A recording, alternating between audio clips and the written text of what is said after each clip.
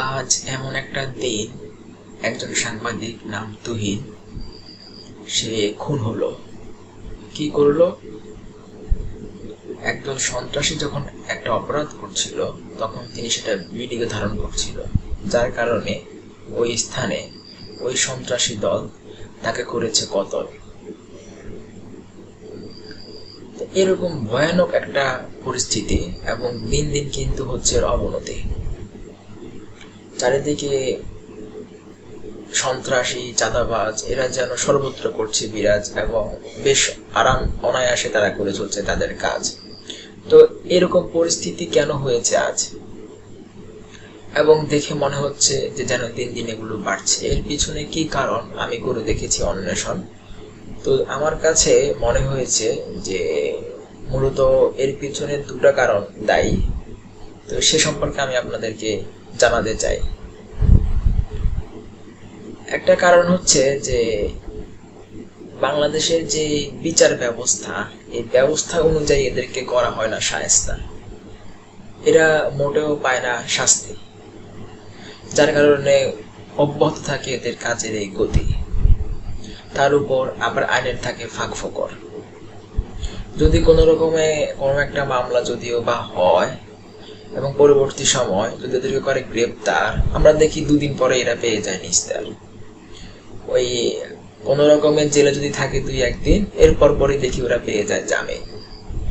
তো এই যে ভক্কর চক্কর একটা আইন, যে আইন নামে কিছু একটা দেশে আছে, এর কারণে কিন্তু এরকমটা ঘটছে। এরা যদি শাস্তি পেত, কঠোর শাস্তি পেত, তাহলে অবশ্যই কিন্তু এই পরিস্থিতি কমে যেত। পরিস্থিতি দিনের পর দিন এভাবে হতো না ভয়ঙ্কর। তো প্রথম সমস্যা হচ্ছে দেশের বিচার ব্যবস্থা। এটার উন্নতি না হলে বদলাবে না অবস্থা। দ্বিতীয় বিষয় হচ্ছে যে এই দেশের যে রাজনৈতিক দলগুলো, তাদের যে আপনার বিভিন্ন কর্মী সমর্থক রইল, এই কর্মী সমর্থকদের তারা কিন্তু ঠিক মতো দিয়ে থাকে না চাকরি, যার কারণে এরা অলস করে ঘোরাঘুরি, এবং না পেয়ে কোনো কাজ শেষ পর্যন্ত হয়ে ওঠে চাঁদাবাজ কিংবা আপনার সন্ত্রাসী কর্মকাণ্ড পরিচালনা করে থাকে। ওই যে কারণ তাদের মাথাতে টাকা পয়সার নেশা ঘুরে, কিন্তু তারা তো চাকরি বাকরি না করে সারাদিন করে ঘোরাফেরা, তাই এ ধরনের কর্মকাণ্ড করে চলে তারা। তো এদেরকে আপনার করা উচিত প্রতিষ্ঠিত, তাহলে হয়তো এরা আপনার এই চাঁদাবাজি বা সন্ত্রাসী কর্মকাণ্ড ছাড়তে পারত। তো এই দুটাই হচ্ছে আমার দৃষ্টিমতে সবচেয়ে বড় কারণ। তো এইগুলোর পরিস্থিতি বদলালেই কেবলমাত্র তখনই হবে উন্নয়ন। প্রথমত এদেরকে দিতে হবে কঠিন শাস্তি, ভোগ করতে হবে কঠিন পরিণতি। যখন এরা আপনার এরকম কিছু ঘটবে, তখন পরবর্তী সন্ত্রাসীরাও কিন্তু আপনার সচেতন হবে।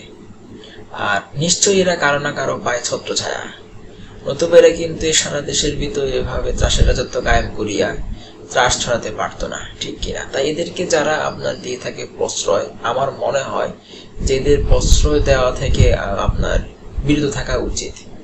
তাহলে আমি মনে করি যে সুনিশ্চিত এগুলোর পতন ঘটবে। কারণ এই ছোট্ট বাংলাদেশে তারা কই পালাবে? পালানোর জায়গা কিন্তু নাই। তাই আমি বলতে চাই যে দুটো কারণ যদি আমরা করতে পারি ঠিকঠাক, তাহলে যত সন্ত্রাস, চোর, ডাকাত আছে তাদের হবে মূলোৎপাটন, এবং শান্তিতে আমরা এখানে কাটাতে পারবো আমাদের জীবন। আল্লাহ হাফেজ।